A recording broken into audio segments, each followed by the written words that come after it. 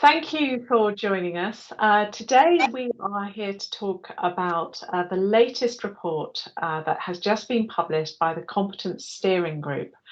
This is part of the industry steering group that was formed in response to produce a construction industry response to the Dame Judith Hackett review that was published following the Grenfell Tower tragedy. And so with me today, I have Douglas Masterson. Douglas is a technical manager of the Guild of Architectural Ironmongers. And Douglas, since April this year, April 2020, has been the deputy chair of the Competence Steering Group for construction products, what was previously known as Working Group 12. Also with us is Hannah Clark. Hannah is policy manager for the Construction Products Association. And Hannah actually also has a very useful overview of all of the various groups because she sits also on the Industry Response Group and the Competence Steering Group. So welcome to you both. Thank you very much for joining me today. If I may then, I want to just go straight to this report, Setting the Bar. This is now published. This is the follow-up, of course, to the Raising the Bar report that was published in August 2019. So we now have Setting the Bar. And that includes, the latest report includes some pretty strong proposals for how we do improve competence in the construction industry. But before we look more closely at some of the detail and the contents of that, could you just explain to everybody really why you believe this report is so significant? Perhaps if I can start with you, Douglas. Yes, thank you very much, Liz. Well, we feel that it's significant because it sets out the response really for the entire construction industry. And it's the response to, as you have said, the Hackett review to building a safer future.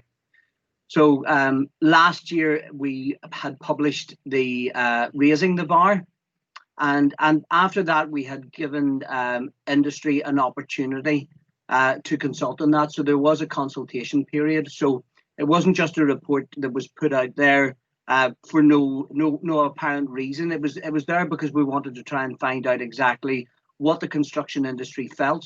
So in the different working groups, what we've done is taken that feedback, fed that back into the different working parties, and have integrated that in with our own findings from the initial report. So all of that has been brought together.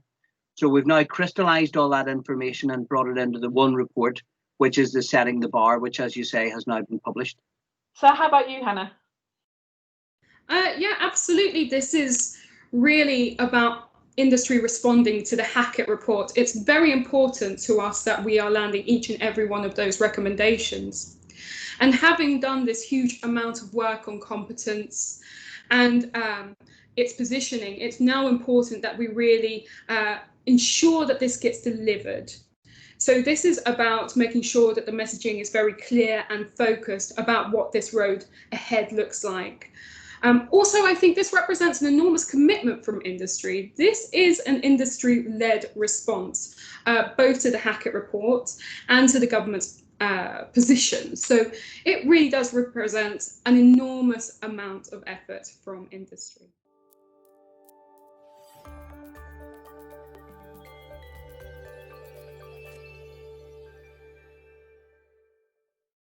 So Hannah, obviously, a lot of work's gone into this, as you said, huge amount of work, and it's obviously been pretty complex. But from your point of view, what do you think, why is it that a competence framework for the construction products industry is so complicated? So we are trying to deal with the competence of many different actors using products. So we may be talking about a designer using a product, we may be talking about an installer or a maintainer, for example. And while when we're talking about the individual competence of the professions, we're talking about people and what they do. Here, the consistency is the product. And as such, we're dealing with multiple different players and multiple different perspectives for those players. So this is really about us creating something that is applicable and practical, and also elegant, so it's very understandable. So that's why we are taking our time to develop this quite carefully.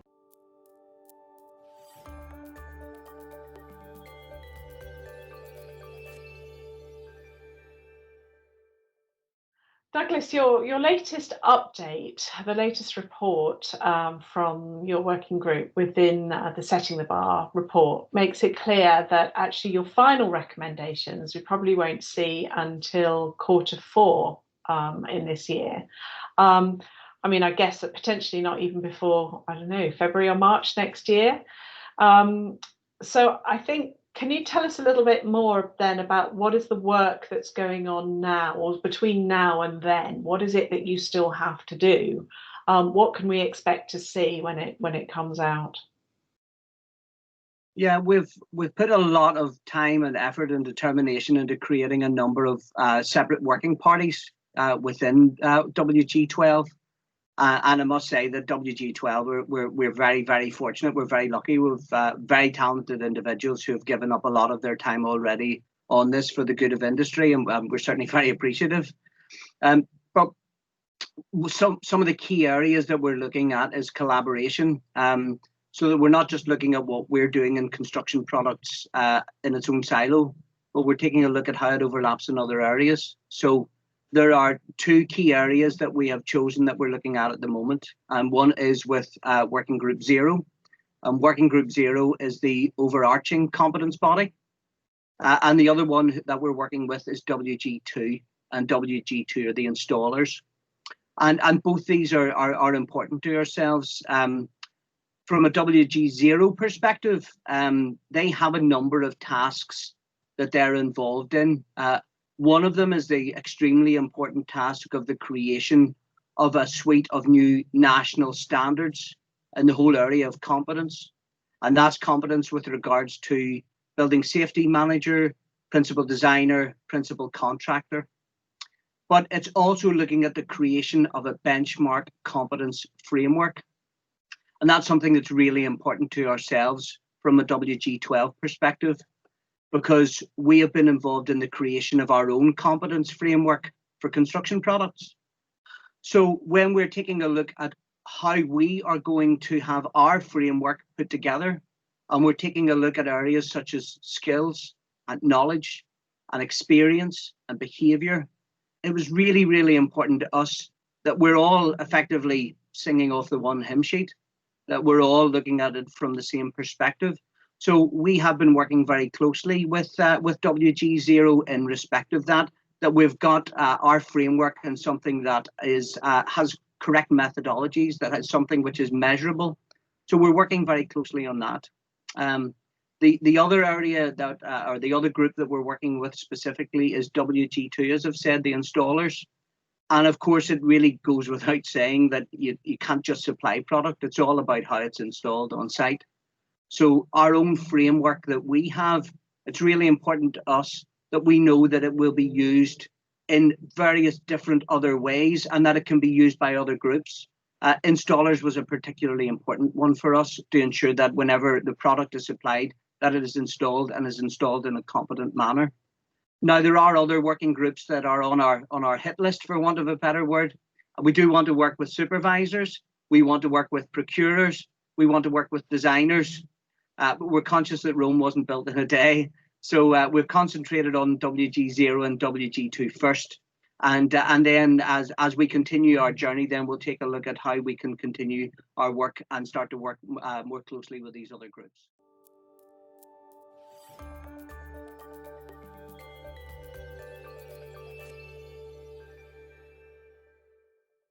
Hannah, your report talks about developing a method to identify and mechanize ethical behaviour.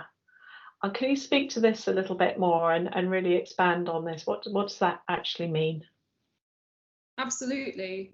I think anybody who's listened to the Grenfell Tower Fire Inquiry podcast will note some of the behaviours that have been demonstrated there are both concerning, but also sadly fairly typical of some which are demonstrated. If you've been in the construction sector, you will have come across it. And it's very important that we have persons taking responsibility not making assumptions, asking pertinent and sometimes critical questions. And this is all about competent levels of behaviour. I also think it's very necessary to note, though, that often when you're working in construction, you're dealing with very complicated environments, high pace, high stress, and often with very high client requirements, requirements to meet time and cost deliverables that sometimes fairly unrealistic. So we absolutely have to consider in our framework both the organisations and the individuals when we're considering putting together requirements for behaviour. So this is about really having organisations demonstrate their leadership, demonstrate processes that make behaviour a priority. And it's also about assessing the individuals to make sure that they are following up and also putting their behaviour as that priority. So really for our framework, we are developing what those requirements are. So we're doing a level of research into what has already been developed out there, what codes of ethics are available, but also what are the mechanisms that ensure those code of ethics are upheld. So that's the work we've been doing.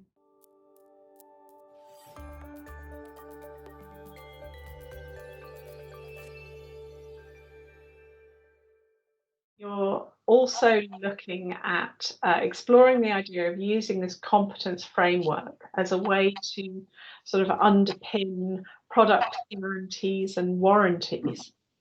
Would you mind explaining a bit more about what that means? What's your thinking in this area? Yes, Liz, I think one of the areas that we are looking at is, as you say, guarantees and warranties, and that is particularly important to us. From a construction product perspective, it's right that we look at all mechanisms that are available to us in respect of competence. Now, this area is something we have devoted a lot of time to. We've set up our own working party within WG12 also to look at this, who are experts within this field. Now, I will add that this is very much a work in progress at the moment. It is WIP. So our thought was that, you know, from a supply chain perspective, we need to provide tested product, which is safe to use, and that's our part of the bargain. But the other side of the bargain is that we also need to have confidence that that product will be installed correctly and specified correctly. So I suppose as part of that trade-off, as part of that two-way relationship, we were conscious of the fact that there are mechanisms that we have at our disposal from a construction manufacturing perspective to ensure that installation is done and is done correctly. So that is something that we are currently working on. As I say, work is ongoing, but I suppose that what I would say is watch this space. It will certainly form a large part of what we're going to be doing, and that will be available in our final report.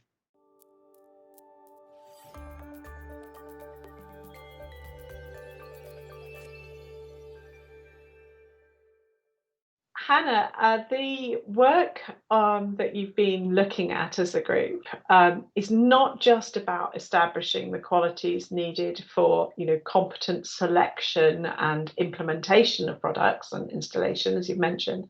You've also talked about the competence around communicating and marketing products as well.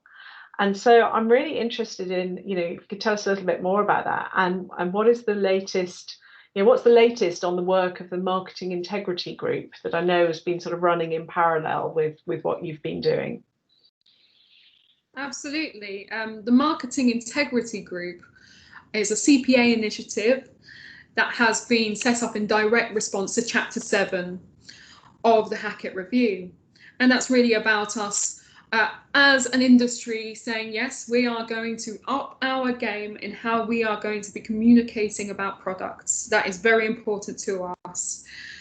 So the MIG has been tasked to set up a framework that is going to make product information clear, transparent, complete, accessible, and most importantly, unambiguous. So that is the task that they have been set, and they are now creating a voluntary code. And within that code, we anticipate that manufacturers should be signing up to a set of requirements of how you are going to be communicating your information, whether that be through your publications or through videos, or even to the extent of how a marketing person will be speaking or a salesperson will be speaking.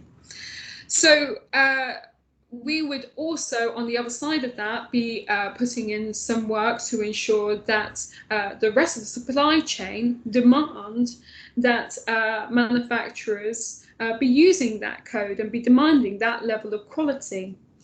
So when we're talking about competence, of course, in this context, this is really about squaring that circle, because we appreciate that you can't make a competence decision on a product if you don't have the competent information about its performance, that you can really trust that it has come from the correct testing information. And for example, if you're talking about even things like warranties and guarantees, that there is real clarity about what is being sold there. So this is, as I say, this is squaring off the circle. This is saying that we expect people to be competent in using products, and we will in turn be competent about how we're communicating about those products. What's the timescale for all of this, Hannah? So the MIG is intending to put out a report by Q4 of this year. And we expect to see implementation coming in 2021.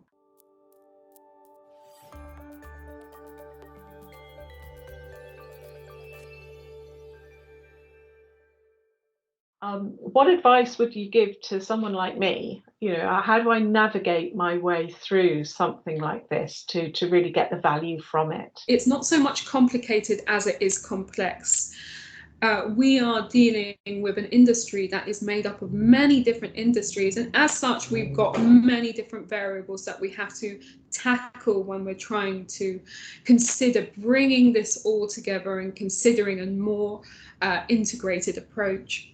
So if I was going to take this from one particular profession's perspective, I would absolutely spend some time getting to know this overarching system. Spend some time to look at the things which are going to be common right across the board. I would take the time to look into the specific profession that I'm dealing with. And then after that, then I would start thinking about what are the neighbouring professions, because what's really important here is not just the competence of our own professions, but it's also about understanding how do we integrate with all of the different competences that we're working with. That's how we're going to really start achieving some understanding and some change. So that's really the perspective I would take when reading this report.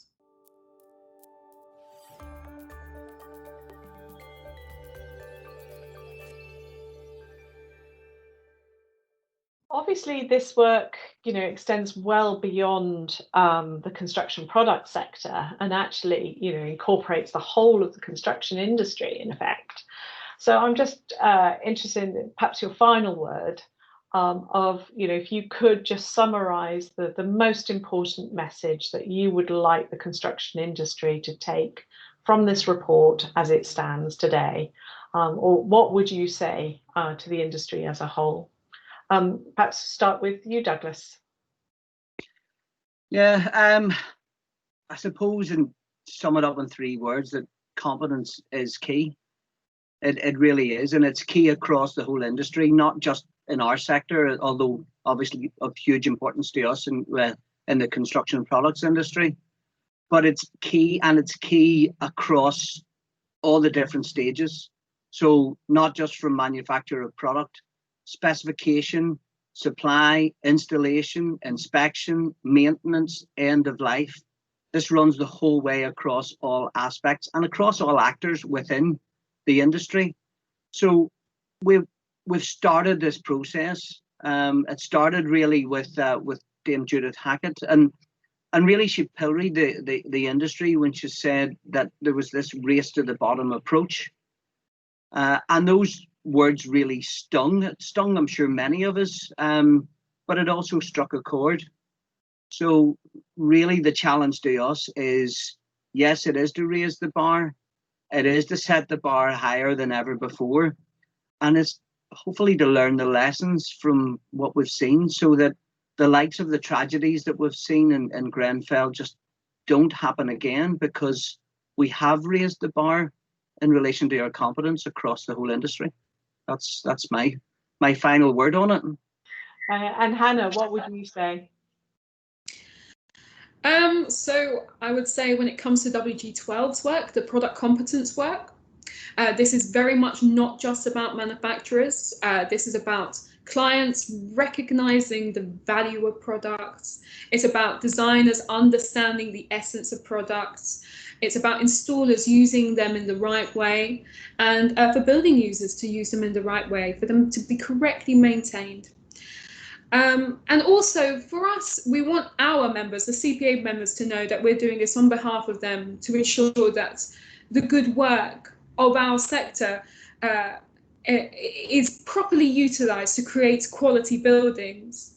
And for everybody who is using our products to take advantage of all the care and the hard work that is involved in placing good quality products onto the market.